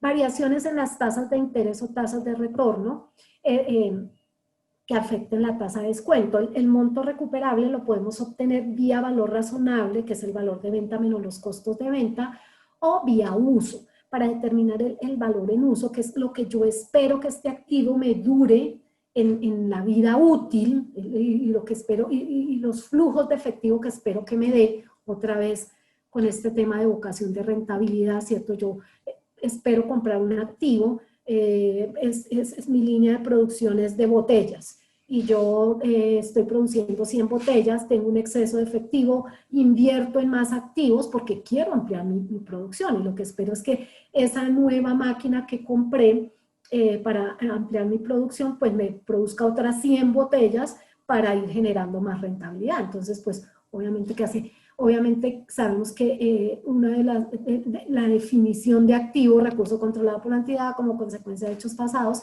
de los cuales la compañía espera recibir beneficios económicos, pues es lo que básicamente es lo que se busca en un negocio, rentabilidad. Yo no compro un activo para que me dé pérdida, ¿no? Yo no compro un activo normalmente para tenerlo ahí que no me genere ninguna rentabilidad, no tendría mucho sentido. Entonces, yo espero que vía uso ese activo me genere beneficios económicos. Para determinar ese valor en uso, debo descontar a valor presente para poder determinar ese monto recuperable vía valor en uso y ahí requiero tasas de interés. Las tasas de interés pues también han variado, como lo dije hace más temprano, entonces han ido bajando. Entonces, como ese efecto de esa baja en esas tasas de interés pues me pueden afectar. Bueno, y ya mido también factores, por supuesto, internos. Entonces, evidencia de obsolescencia o daño físico. Si una máquina que antes me producía 100 tapas y ahora al día y ahora me está produciendo 50, ¿qué pasó? ¿Se dañó? Está bajando su rendimiento. A veces el deterioro no siempre sale por disminución, por deterioro, sino por disminución de la vida útil, que es un poco lo que dice aquí. Evidencia de reducción del rendimiento. Yo compré esta máquina que me hace, hago botellas y hago las tapitas. Y yo esperaba que esta máquina de tapas, para hacer las tapitas, el proveedor me dijo, esa tiene una vida aproximada de 15 años. yo le determino una vida de 15 años, pero resulta que voy en el año 8 y la máquina ya está que no da más. Pudo haber tenido un daño físico o puede ser que el rendimiento haya bajado y ya no me produce 100 tapas al día, sino lo que decimos 50, es probable que yo le disminuya esa vida útil. Entonces, ya no la voy a tener en 15 años, sino en 8 años. Íbamos en el año 8, la bajo a 10 años, porque acordémonos que las vidas útiles son estimaciones y se pueden cambiar, se deben revisar a cada cierre de periodo contable y se cambian esa estimación hacia adelante, prospectivamente. Entonces yo digo, me paro en el año 8 y digo, no, esta máquina ya, si me dura 10 es mucho. Entonces le bajo la vida útil de 15 a 10. Nótese que eso va a generar un mayor gasto por deterioro, por depreciación, y no necesariamente quiere decir que le aplique deterioro. Entonces, a veces el deterioro se ve reflejado en una reducción de la vida útil. Eso puede suceder. Bueno, variaciones adversas que van a suponer abandono, venta o reestructuración, un poco de lo que hablábamos de esos activos, de SANI 5, esos activos disponibles para la venta. Entonces, eso puede generar, denme un segundito.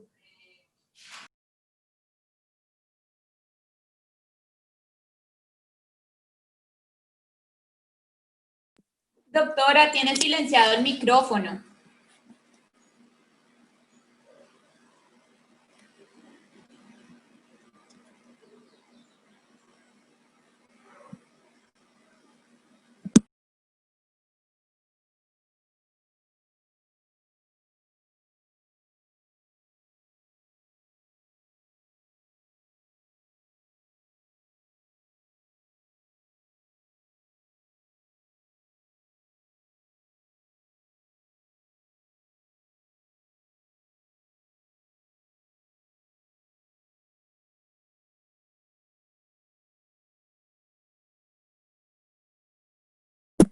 Doctora Diana.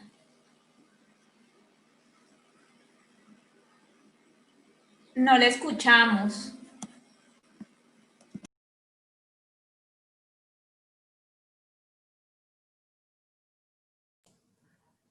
Qué pena con ustedes. ¿Ya se escucha? Sí, ahora sí, perfecto, gracias. Qué pena con ustedes. Es que aquí a veces lo deshabilito y no me queda fácil volverlo a habilitar. Qué pena con ustedes. Bueno, entonces, este era el tema que estábamos hablando de las variaciones adversas que van a suponer abandono, venta, reestructuración, un poco lo que estábamos hablando hace un momento, que puede generar esto que está pasando este año. Muchas compañías que van a cerrar, parte de sus fábricas, de sus negocios. Decíamos, los activos tienen un valor en su negocio, pero ya cuando se salen a venderlos, pues ya no tienen el mismo valor. Entonces, eso es importante tenerlo en cuenta. Eso es un indicio también de deterioro. Y bueno, ya vimos un poco lo de la reducción del rendimiento. También podemos generar deterioro en subsidiarias asociadas, negocios conjuntos. Eso también se puede generar. Recordemos que si yo tengo una inversión en una sociedad, un negocio conjunto asociada, tengo inversiones en acciones en una compañía. Y obviamente eso genera que sea un activo, ¿cierto? Vía inversiones. Tengo que revisar si estas compañías se pueden ver deterioradas. Por ejemplo, ayer hablaba con un cliente donde tienen unas cuentas por cobrar con ese cliente que a su vez tiene unas subsidiarias hacia abajo que están dando unas pérdidas importantes. Es como la holding tiene dos compañías hacia abajo, las dos están dando pérdidas. La holding tiene cuentas por cobrar y por pagar, en este caso la holding por pagar a mi cliente por cobrar. Pues yo les decía, la probabilidad de que esta compañía que les debe, con esas dos subsidiarias que tiene hasta abajo, que están dando unas pérdidas gigantes, pues lo más seguro es que ella va arriba como holding, que va a consolidar estas dos compañías abajo, pues va a absorber esa pérdida y va a tener una pérdida importantísima. Entonces, nótese que para esa compañía lo que tiene son unas subsidiarias, unas inversiones que se van a deteriorar. Por este lado, pues estas compañías que tienen los préstamos también tienen que pensar esos préstamos seguramente no se van a cumplir los pagos porque las compañías pues la compañía arriba de la holding no va a tener la liquidez ni la sostenibilidad económica para cumplir con esos pagos. Entonces, pues ahí hay que empezar a pensar en deterioro. Los activos se revisan cuando hay un indicio de deterioro del valor. Y acá lo que mencionamos, y lo dice la norma, la lista no es exhaustiva, da algunos ejemplos. Ya cada compañía tiene que ponerse en su contexto y mirar qué pérdidas o qué factores de deterioro pueden generar. Acá se dan algunos, pero ya la casuística puede ser diferente en cada compañía. Una compañía puede tener deterioros por muchos temas. Si existen indicadores de deterioro del valor, puede ser indicativo que la vida útil restante, que era el ejemplo que poníamos de la máquina de 15, que me toca bajarla a 10 años, porque en 8 años ya va complicada, ya el rendimiento ha desmejorado mucho, que la vida útil restante, el método de depreciación o el cálculo del valor residual necesitan ser revisados, aunque no sea necesario registrar ningún deterioro por valor. Fíjense lo que les decía. Se ha disminuido la rentabilidad de la máquina. Puede ser que el gasto no salga por deterioro, sino salga por una disminución en la vida útil que va a generar un gasto mayor por depreciación. Entonces, de todas maneras, se va a ver registrado, representado más bien en los estados financieros vía gasto. Bueno, entonces dijimos que una compañía estaba deteriorada o un activo más bien estaba deteriorado cuando el importe de libros era mayor que el importe recuperable.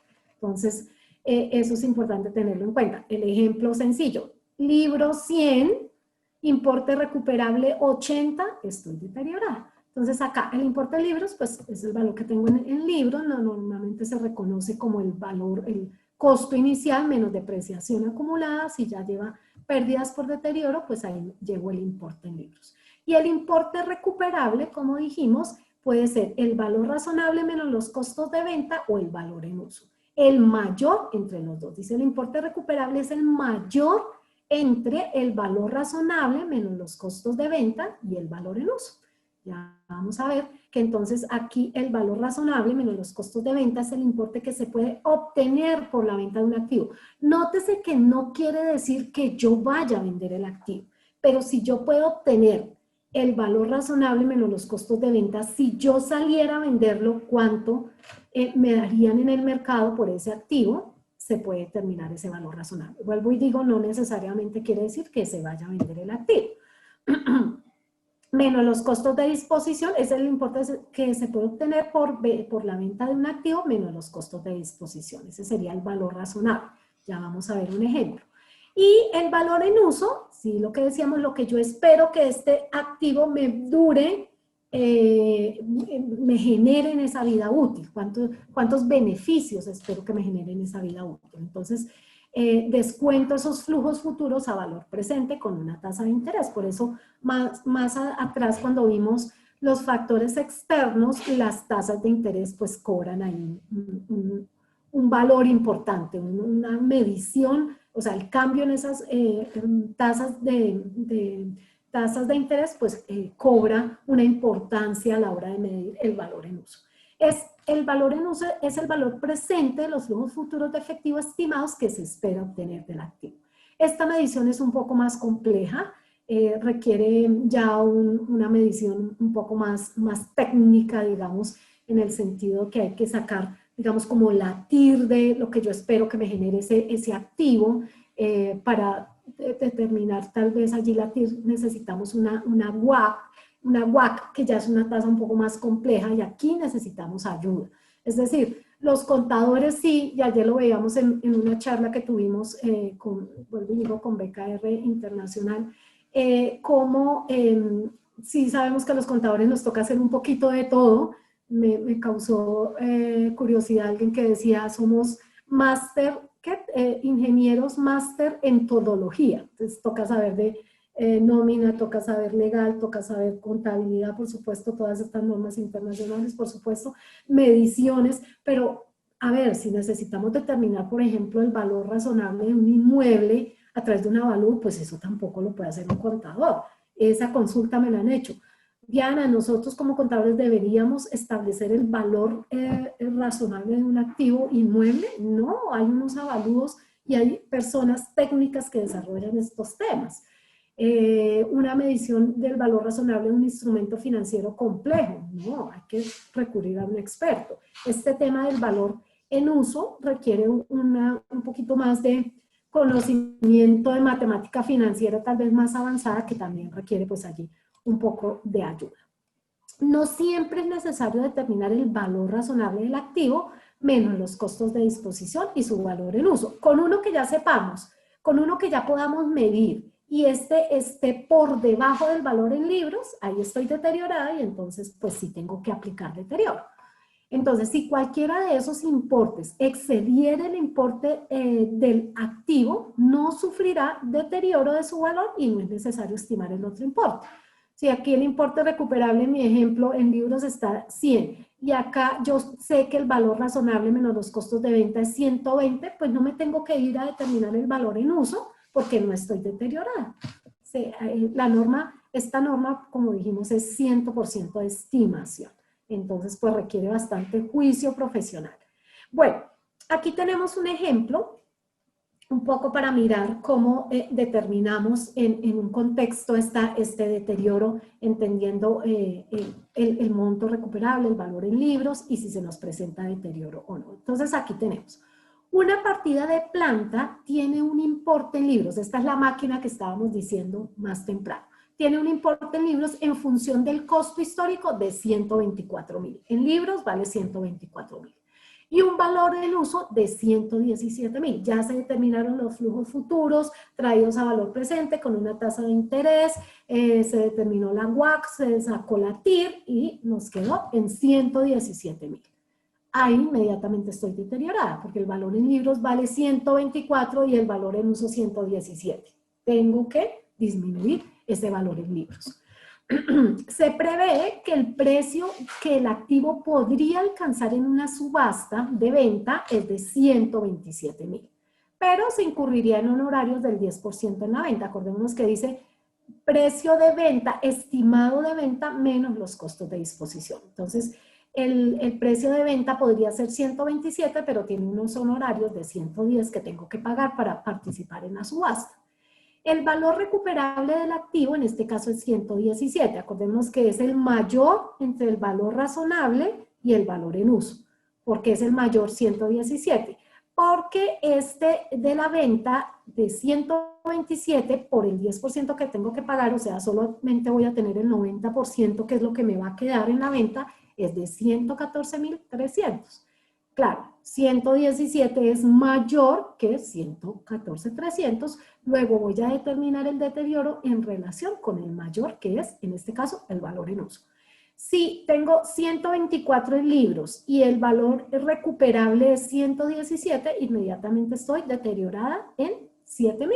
Entonces, es lo que aplico contablemente. Si el activo sufre un deterioro de valor de 7.000 y la pérdida se reconoce de la siguiente manera. En el resultado del periodo, pérdida, gasto, digamos así, 7.000 y disminuyo la propiedad planta y equipo, esta planta específicamente, en 7.000. Entonces, eso sería como el registro contable que deberíamos aplicar en este sentido. Bueno, ahora la norma, pues dijimos que para determinar el valor en uso era un poco más complejo, se requiere un poco más de matemática financiera avanzada, dijimos, y a veces es muy difícil poder determinar el valor en uso de un solo activo, porque tenemos nuestra línea de producción, dijimos, de botellas, ¿cierto? Entonces, para sacar las 100 botellas diarias, yo necesito la máquina 1, la máquina 2, la máquina 3, la máquina 20.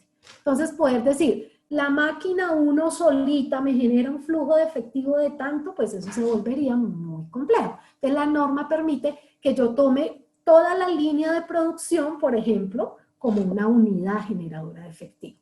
Y así puedo determinar más fácilmente cuál es el valor en uso que yo espero de esta unidad generadora de efectivo. Porque como ahí sí sé que saco, produzco 100 botellas al día, pues me queda más fácil poder determinar el valor en uso. Entonces, la norma permite agrupar todas estas 20 máquinas y vuelvo y digo, manejar esa unidad productora como una unidad generadora de efectivo. Esa línea de producción como una unidad generadora de efectivo. Entonces, si no se puede estimar el importe recuperable del activo individual, la entidad debe determinar el valor recuperable de la unidad generadora de efectivo. Acá está la definición de la unidad generadora de efectivo. Es un grupo más pequeño identificable de activos que genera efectivo.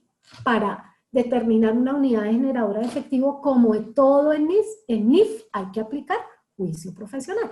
Entonces ya vamos a ver ahorita un ejemplo a continuación de cómo podemos establecer una unidad generadora de efectivo. Entonces, bueno, si esa unidad generadora de efectivo tiene plusvalía, entonces la norma dice que pues primero debe probarse, debe probarse la plusvalía y la unidad generadora de efectivo por deterioro anualmente. ¿Por qué? Porque acordémonos que la plusvalía se tiene que revisar por deterioro anualmente, sí o sí, independientemente de que tenga deterioro, indicios de deterioro. Si existe indicios de deterioro, la plusvalía se distribuirá entre cada unidad generadora de efectivo en forma de prorrata. Entonces lo que dice acá es que la pérdida de deterioro de la UG, de la unidad generadora de efectivo, primero reduce el valor en libros de la plusvalía, si hay, y luego, ya después, lo que quede, digámoslo así, se asignará a los activos prorrateando con base al importe en libros de esos activos. Ya vamos a ver también un ejemplo de esto para que nos quede más claro. No obstante, no se debe reducir el valor contable de un activo por debajo del mayor, entre el valor razonable menos los costos de venta, su valor en uso y cero. Claro, o sea, ¿esto qué quiere decir? Que obviamente no puedo sobregirar la cuenta y tengo un activo de menos 10. No, eso no tendría mucho sentido. Máximo lo deterioro a cero.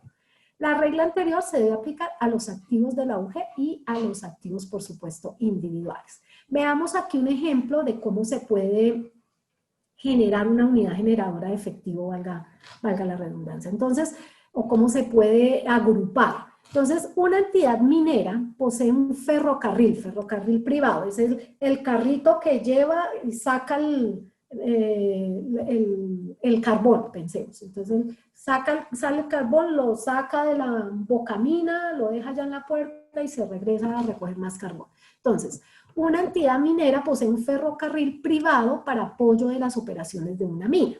El ferrocarril privado solo puede ser vendido por su valor como chatarra. Un ejemplo que pusimos más atrás. A veces toca pagar para que se lleven los activos porque, vuelvo y digo, ahí en esta mina tiene un valor.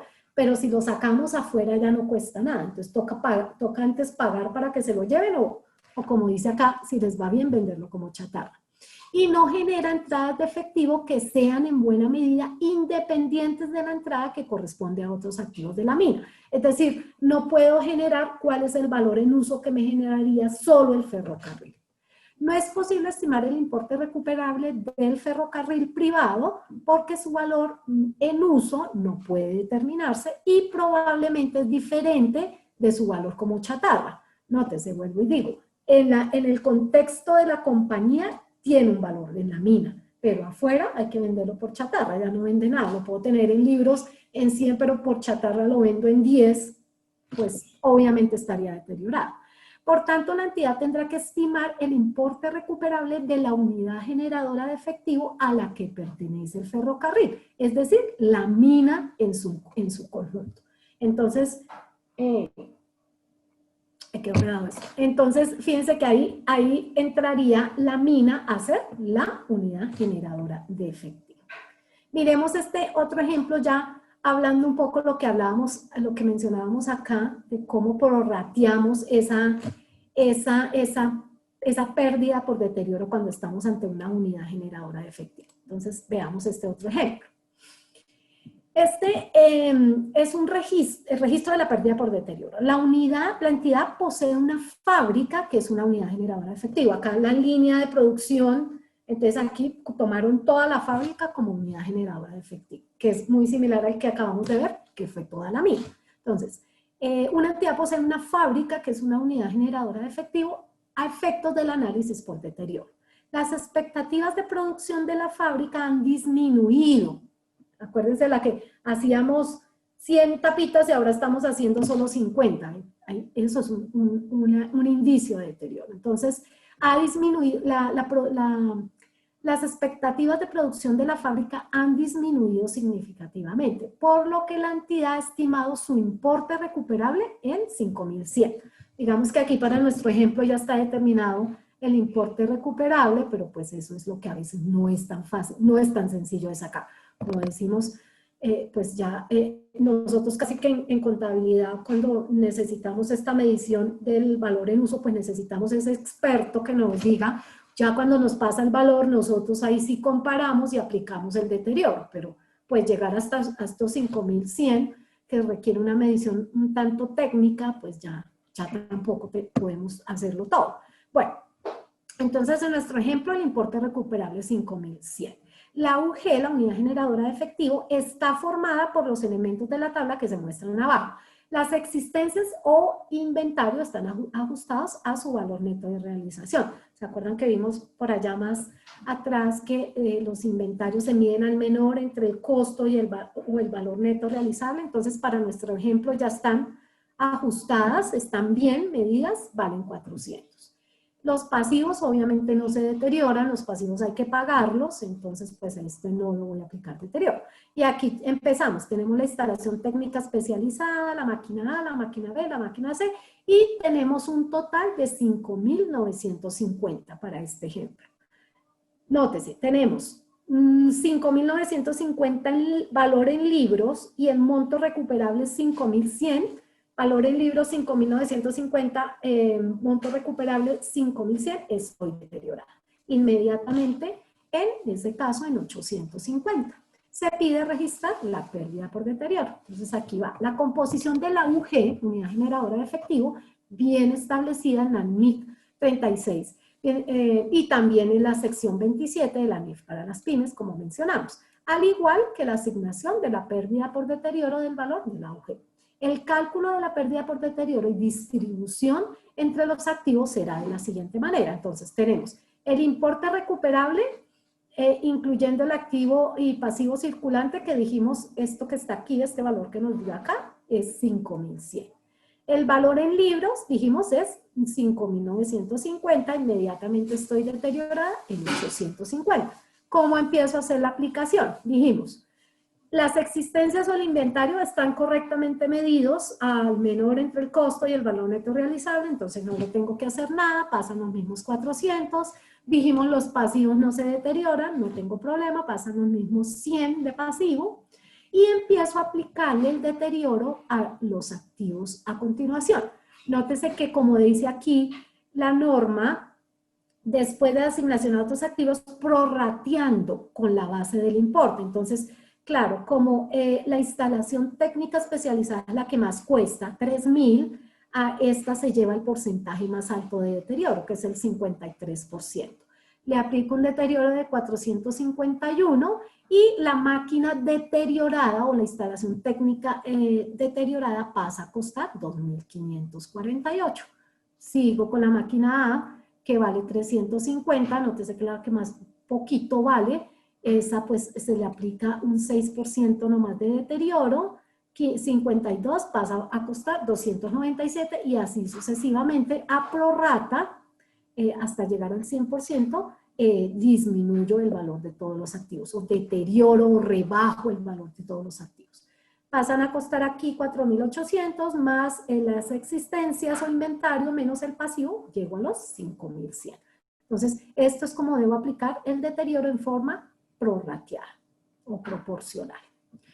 Bueno, y para finalizar, pues unos tipsitos que hay que tener en cuenta. Se debe reconocer una pérdida por deterioro del valor, se determinarán, si se reconoce esa pérdida por deterioro, se determinarán también los activos y pasivos por impuestos diferidos relacionados con ella.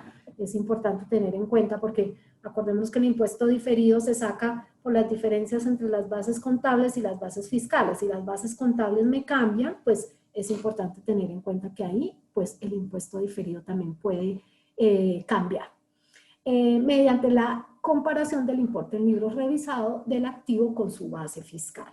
Las unidades generadoras de efectivo se identifican de forma uniforme de un periodo a otro. y estarán formadas por el mismo activo o tipos de activos, salvo que se justifique un cambio. Claro, o sea, yo no puedo decir, este año voy a medir la unidad generadora de efectivo solo con la línea de tapitas y el otro año entonces la mido la de tapitas con la de botellas y el otro año con toda la fábrica, porque no hay uniformidad en la medición. Entonces estamos faltando al principio de comparabilidad de la información.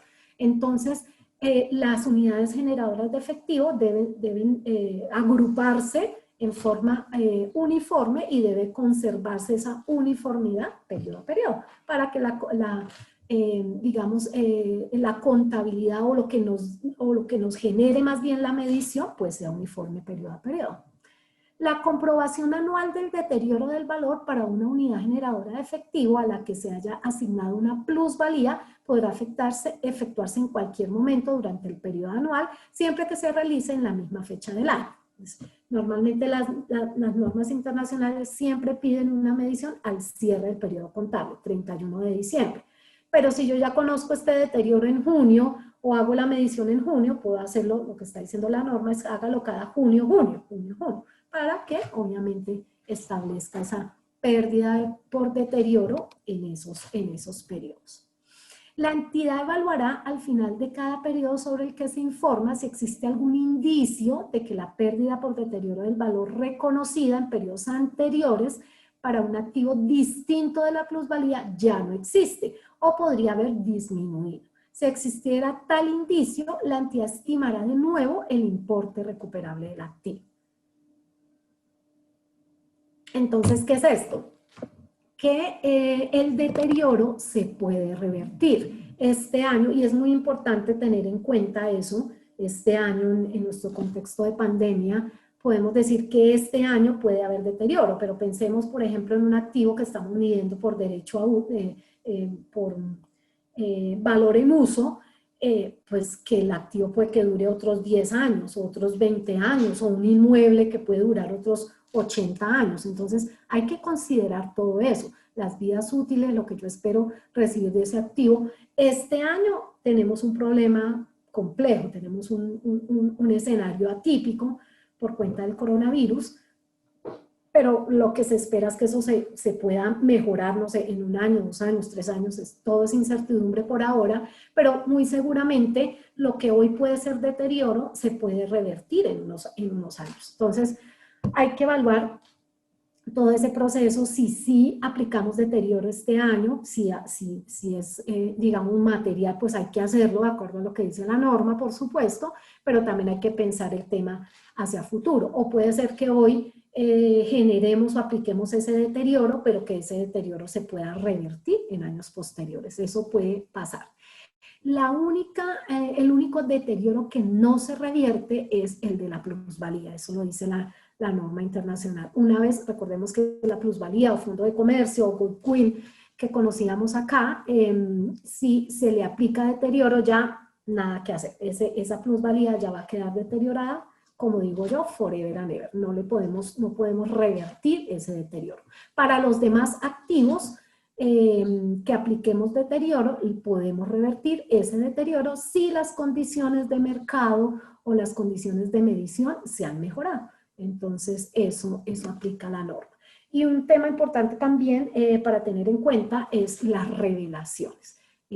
Sabemos que parte importante de los estados financieros, de hecho, hace parte de un juego completo de estados financieros, los 4 estados financieros: estado de situación financiera, estado de resultados integrales, estado de flujo de efectivo y estado de cambios en el patrimonio, y las notas de revelación a los estados financieros hacen parte de ese juego completo de estados financieros. Entonces, obviamente todo esto requiere bastante revelación.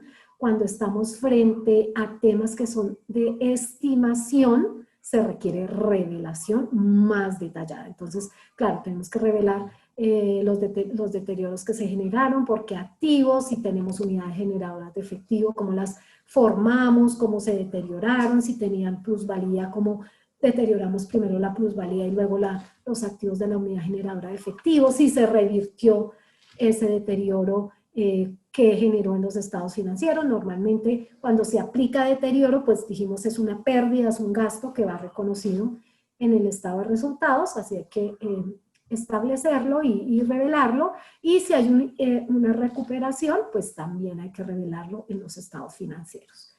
Bueno, pues eso era lo que tenía para contarles en relación con el tema de deterioro de activos financieros y no financieros. Natalia, no sé si hay preguntas, pasamos a la sesión de preguntas. Muchas gracias, Diana. Sí, tenemos algunas preguntas. El señor Gregorio Agudelo nos pregunta, ¿qué debe hacer una compañía que tuvo que dar descuentos representativos a sus clientes para poder que paguen las facturas? Ok, o sea, lo que entiendo es que concedieron como lo que llamamos descuentos por pronto pago, o en este caso, pues especiales. Y este año es un tema muy coyuntural, de hecho, un poco lo que veíamos hace 8 días con el tema de concesiones en arrendamientos, pues era eso. Contablemente, los descuentos que se otorgan a los clientes serán menor valor del ingreso, porque el ingreso hay que mostrarlo neto de descuentos o rebajas. Entonces, desde este punto de vista, pues claramente, no pensemos en NIF, pues obviamente, si hablamos en términos generales del negocio y se genera un descuento para un cliente, pues eso va a generar menor ingreso. Y las NIF así lo mencionan, eso es lo que se debe reconocer. Antes recordemos que bajo Colgap normalmente decíamos, la compañía vendió 1.000 o tiene 1.000 millones de ingresos. Y sobre eso ofreció unos descuentos de 100 millones. Entonces, digamos, su ingreso neto en este caso sería 900. Aquí no tenemos que presentar esos descuentos en el estado de cambios de resultados integrales, sino que tenemos que llevarlo neto. Entonces, esos descuentos que se le están otorgando a los clientes hay que llevarlos como menor valor del ingreso y van a ser reconocidos de esta forma en los estados financieros. Van a ser presentados en el estado de resultados integrales de esta forma. Ingresos netos de descuento. Puede ser muy usual este año. Natalia. Gracias, Diana. ¿Es obligatorio determinar el valor de mercado de los inmuebles de propiedad, planta y equipo, al igual que el de las propiedades de inversión, si la compañía no tiene intención de venderlos? Pues más allá de que sea obligatorio, fíjense que lo primero que hay que determinar es si existe indicios de deterioro. Si no existe indicios de deterioro, pues ya hablando aquí del contexto de deterioro que fue nuestra charla de hoy, ¿no? Si ya lo que la compañía maneja es modelo de revaluación para activos fijos y modelo de valor razonable para propiedades de inversión, la respuesta es sí. Hay que determinar el valor razonable porque es la medición posterior, que siempre hay que hacerla a cada cierre de periodo contable. Entonces, repito, si una compañía tiene modelo de revaluación en activos fijos y modelo de valor razonable en propiedades de inversión, hay que medir ese valor razonable a cada cierre de periodo contable para saber que, como dice la norma, no ha cambiado significativamente el valor en libros del valor razonable. Eso es lo que busca la norma cuando aplicamos estos modelos. Si ya estamos hablando frente al deterioro, pues yo solamente lo debería medir en ese monto recuperable digamos, una de las dos formas de medirlo es por el valor razonable menos los costos de venta. Solamente lo mido si tengo indicios de deterioro. Si yo sé que el mercado de los inmuebles, donde los tengo localizados, Bogotá, Medellín, Cali, Titiribí, bueno, la localidad donde los tenga, no se ha disminuido, no hay indicios de deterioro, pues no tendría que calcularlo si estoy, por ejemplo, frente al modelo del costo. Porque, vuelvo y digo, la norma solo dice que solamente debo medir el monto recuperable cuando hay indicios de deterioro. Si no, pues no habría necesidad. Gracias, Diana. Continuamos. Dado el deterioro de inversiones en acciones, como se menciona, las compañías deben optar por cambiar la clasificación de las inversiones y medir su efecto en el ORI. Pues si estamos ante las NIF plenas, pues cambiar el efecto, o sea, la respuesta sería no, no puedo estar cambiando la clasificación de esas acciones alegremente. Acordémonos que si estamos en NIF plenas, NIF 9, de reconocimiento y medición de instrumentos financieros, dice que la medición de los instrumentos de patrimonio, acciones, se deben llevar a valor razonable con cambios en resultado.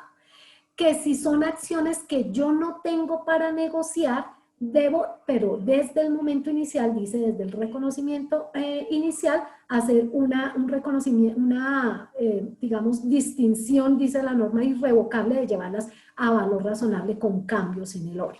Pero, por ejemplo, si yo tengo unas acciones en Ecopetrol que son negociables, son 100% negociables, porque pues yo no compré unas acciones de Ecopetrol para ser dueña de Ecopetrol, de hecho son acciones preferentes, donde yo no tengo derecho a voto, sino las compré por exceso de liquidez para invertir, por especulación, cuando suban las vendo o cuando requiera liquidez las vendo, pues esas no se podían llevar a valor razonable con cambios en el ORI. Entonces habría que mirar muy bien porque la norma no me permite, vuelvo y digo yo, hacer reclasificaciones alegremente. Solamente puedo llevar en la NIF 9 instrumentos de patrimonio, acciones a valor razonable con cambios en el ORI, cuando son acciones que no tengo para negociar, que como digo yo, las tengo ahí forever and ever. Esas sí las puedo determinar, pero desde el momento inicial. Aplica mucho cuando las compañías tienen que hacer algún tipo de inversiones obligatorias en alguna entidad especial, tipo las compañías del sector financiero tienen que tener unas inversiones en Fogafín, por ejemplo. Esas son obligaciones, inversiones obligatorias que pues sí no se tienen para negociar.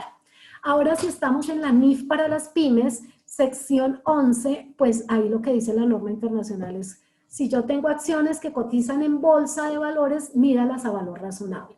Si no, llévelas al costo. Entonces, pues ahí es más sencillo.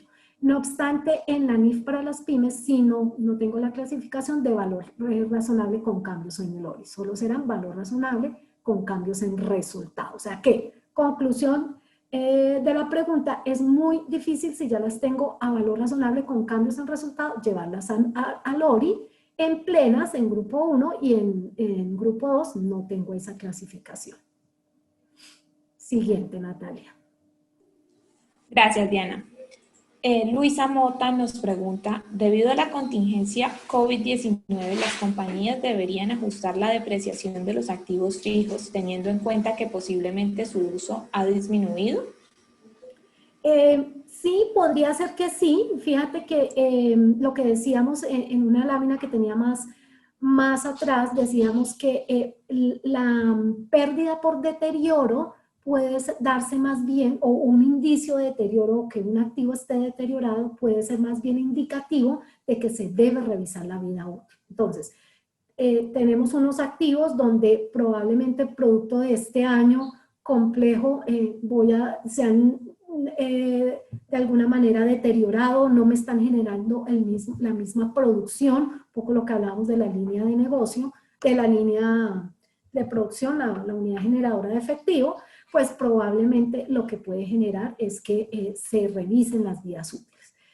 Que yo decía, al final el efecto en resultados va a ser el mismo, o sea, va a ser una pérdida, va a ser un gasto, ya sea que disminuya la vida útil y el gasto va a ser pues más alto en depreciación, o sea que aplique deterioro. Pero sí puede generar, este año sí se podría generar que las vidas útiles pudieran cambiar. Acordémonos que las vidas útiles, los métodos de depreciación y los valores residuales son estimaciones que se deben. Eso sí, no cuando tengo indicios, se deben revisar a cada cierre de periodo contable. Entonces, pues este año, por supuesto, no es la excepción, aún más, de acuerdo a la consulta que me hace la participante, pues puede ser que se genere allí más problemas con este tema de las vidas útiles. Entonces, sí, se deben revisar, por supuesto, y si cambian, hay que cambiarlas. Normalmente puede ser que disminuyan o podría ser también que aumenten, habría que mirar, de acuerdo a la estimación que se haga.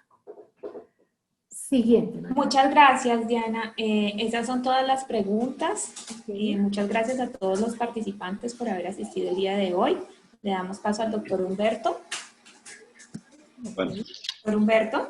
Bueno, pues muy interesante esta actualización que nos ha dado la doctora Diana Vega, pues pensando en este cierre, ya ahora, que ya el próximo mes ya tenemos que estar pensando ya en cierre de fin de año, con todas las características especiales que se nos ha pasado durante este año, pero que igualmente tiene unos impactos importantes, como bien lo comentaba Diana. Es importante tenerlos en cuenta, y yo creo que pues de eso se trata en estos ciclos que estamos haciendo en BKF para todos nuestros funcionarios, de todos nuestros clientes en Bogotá, Cali, Medellín y Barranquilla, y también la participación de nuestro staff de BKF, tanto en Bogotá, Cali, Medellín y Barranquilla, que es importante pues obviamente tener en cuenta todos estos detalles para que cuando estemos ya emitiendo los estados financieros ya a partir de enero o febrero, pues por lo menos ya tenemos una claridad, una guía sobre cómo debemos de terminar estos estados financieros con estos detalles para que no se nos pase. Gracias a todos y los esperamos en nuestras próximas conferencias de nuestro ciclo que tenemos periódicamente. Probablemente antes de finalizar diciembre podemos estar hablando de 1 o 2 conferencias, le estaremos avisando si alcanzamos a programarla. Buen día para todos, bendiciones y muchas gracias. Y a la doctora Diana, de nuevo, muchas gracias. Muchas gracias, doctor. Les recuerdo que todos los videos los estamos subiendo a nuestra página web. Van a recibir un mailing con toda la información de todas las capacitaciones que hemos hecho en este tercer trimestre del año. Gracias. Bueno, muchas gracias, doctor Fernández. Muchas gracias a todos por su participación. Quedado con un tema importante aquí para revisar los deterioros, el deterioro en sus activos. Muchas gracias y pues hasta una próxima oportunidad. Muchas bendiciones. Doctor Fernández, que esté muy bien. Hasta luego a todos. Feliz día. Feliz día para todos.